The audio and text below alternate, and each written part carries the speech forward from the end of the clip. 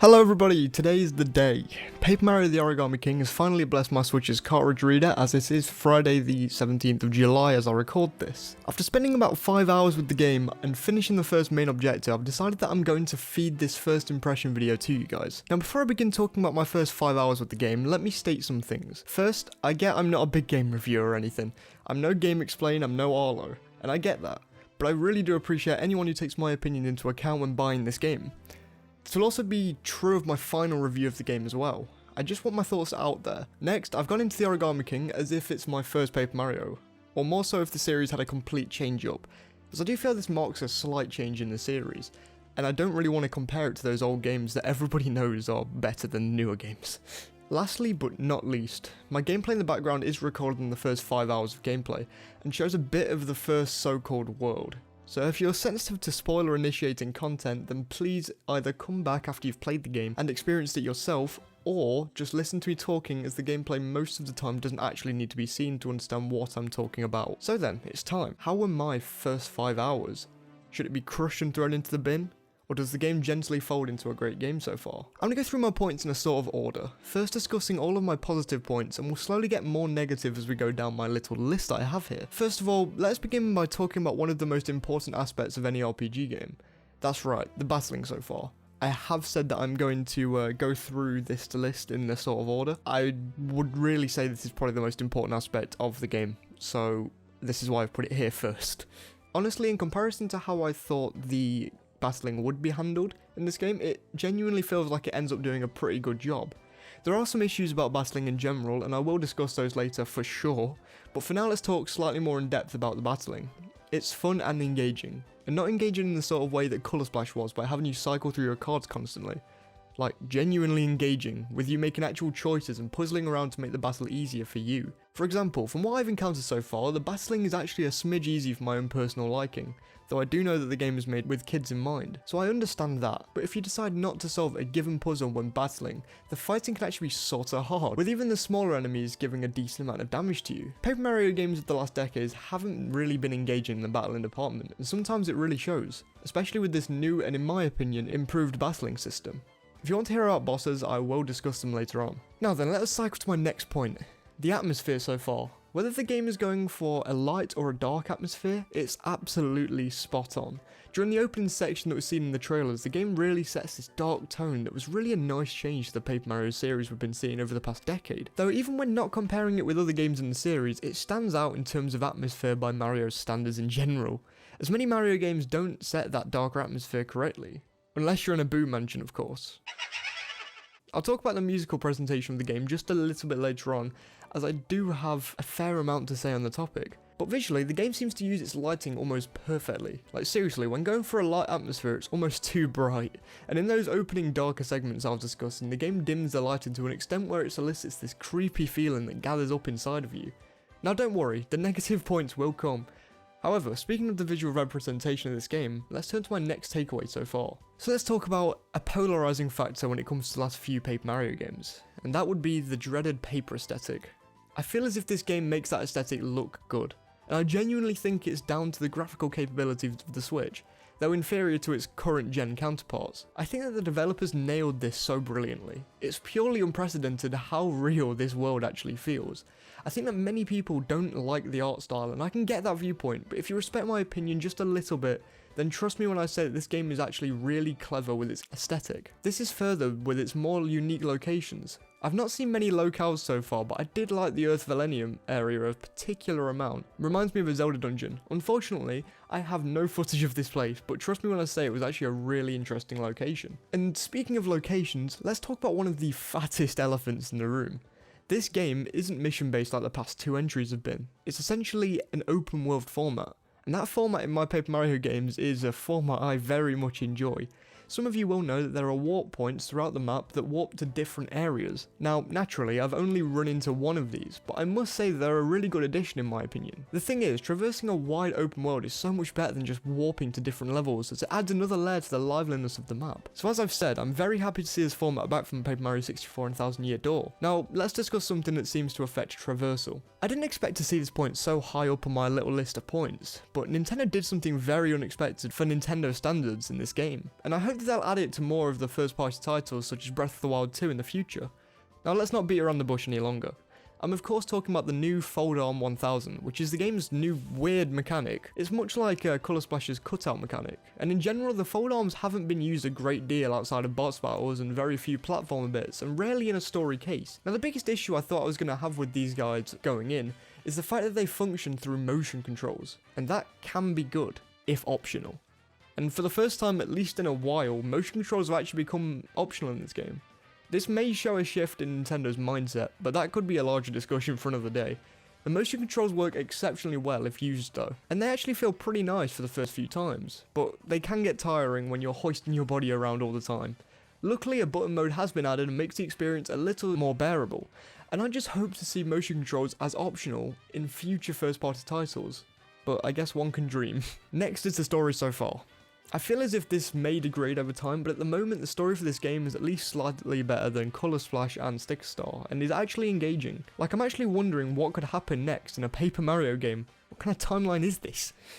The storyline seems to have potential, but this is yet to be seen, and as I've not finished the game, I do want to keep this point at least sorta concise, so if you want my larger view on the story, look out for my review in a couple weeks. Next is the absolutely stellar music that this game offers. I mean, every single second you can't hear my voice, I'm humming the battle theme. I mean, listen to this.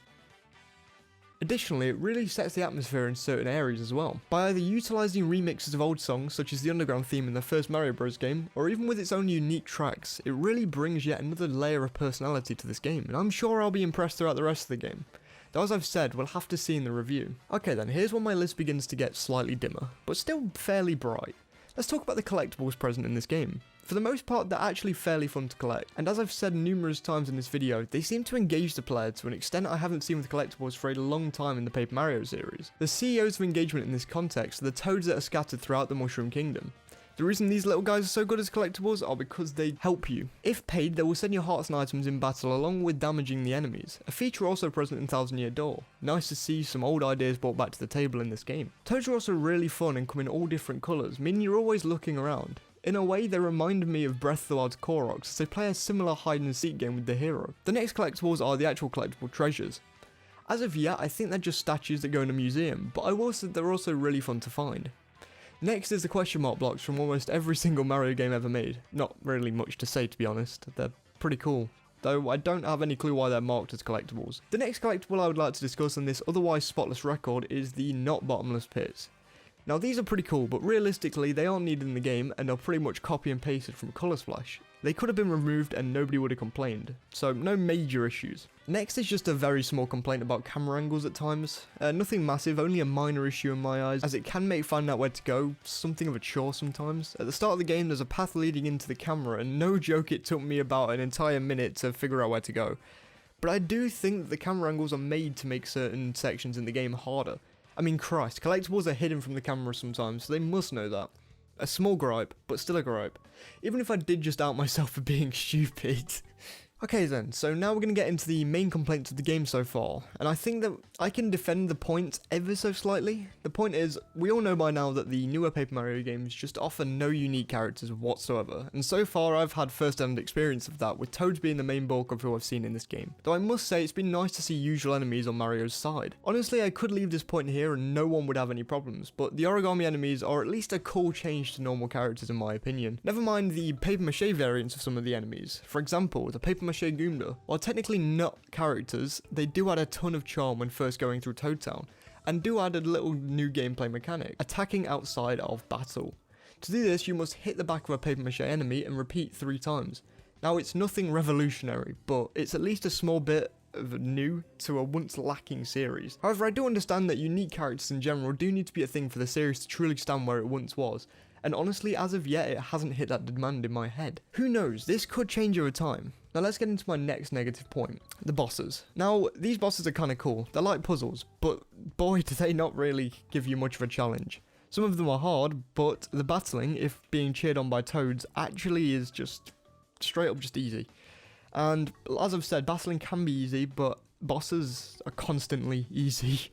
Like seriously, if you know what you're doing, the bosses are so easy. Gonna try and steer away from saying easy again, but the bosses seem uninspired, and obviously they're made out of the things that were first present in Sticker Star and have been a staple of the series ever since.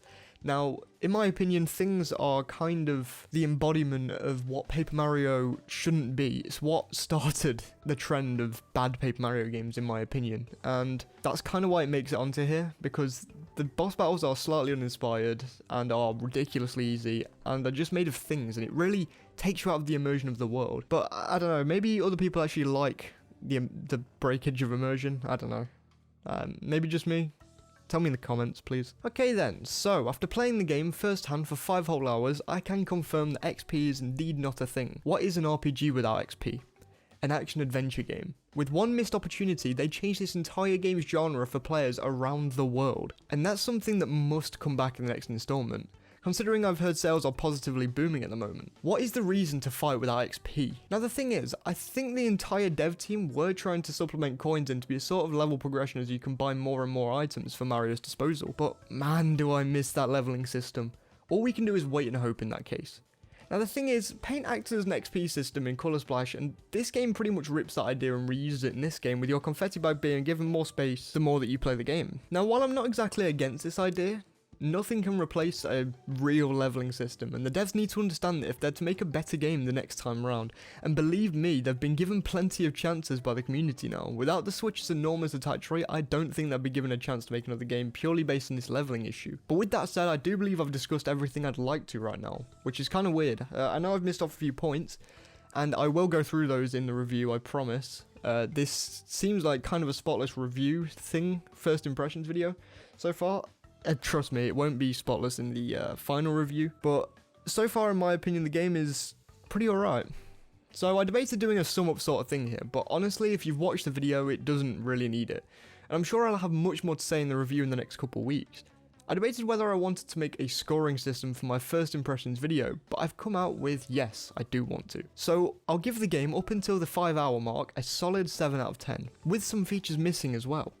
I can only hope this improves over my playthrough, but we'll have to see. Well, after all that, I'm going to go back and play the rest of Paper Mario. If you enjoyed this video, then please leave a like rating and subscribe for more weekly Zelda and Nintendo videos. In fact, I have a Zelda video going out on Wednesday for my Zelda enthusiast subscribers. Sorry about the delay, as this video just seems more important right now. Last thing, follow me on Twitter and Instagram for daily updates with me. Handles are on screen right now and in the description. If you agree or disagree with any of my points, then please do leave your thoughts in the comments section below. I will try and reply to everyone, and if I missed anything out, then I will give my thoughts to anyone who asks. I hope you have a great few days, and I'll see you all on Wednesday. Please stay safe.